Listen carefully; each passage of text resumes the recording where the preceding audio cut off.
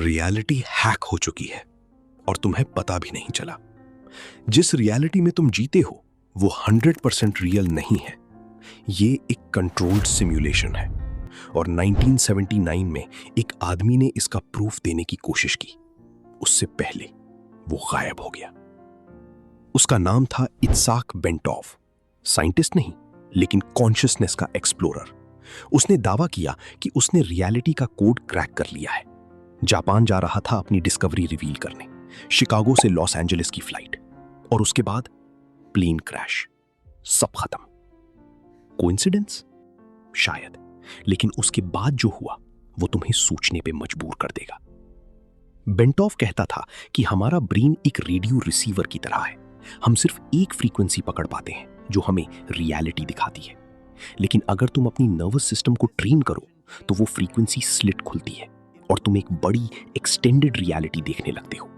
Holographic universe, जिसमें हर टुकड़े में पूरी तस्वीर होती है। डेथ भी एंड नहीं, बस चैनल चेंज है।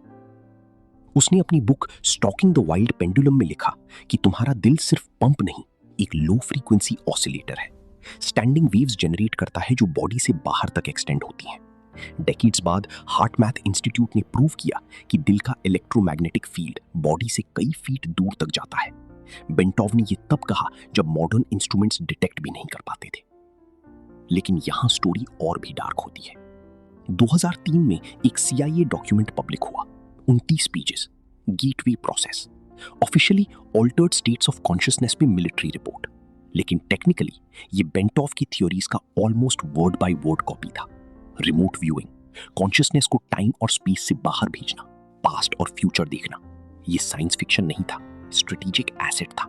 और फिर एक और चीज, CIA ने एक्सपेरिमेंट्स किए बायोलॉजिकल सिग्नल एंट्रेनमेंट पे।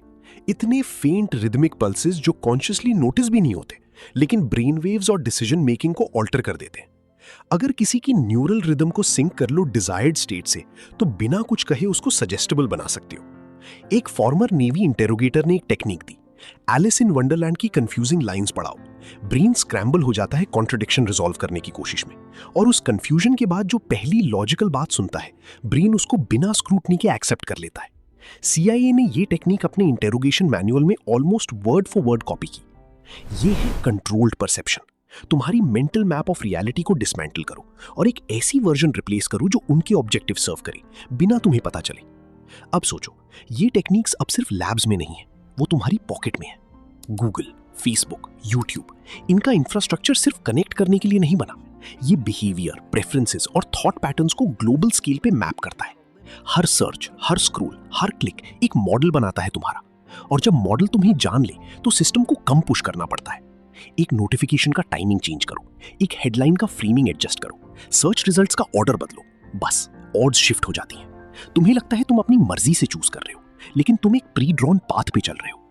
और एक और चीज, ब्लू लाइट। स्क्रीन की वो ब्लू लाइट तुम्हारे ब्रेन की डोपामिन रिवॉर्ड ट्रैक्स को डिस्ट्रॉय करती है। Result, reduced drive, heightened receptivity. तुम ज्यादा सजेस्टेबल बन जाते हो। मेटा और गूगल के पास इनकी पेटेंट्स हैं।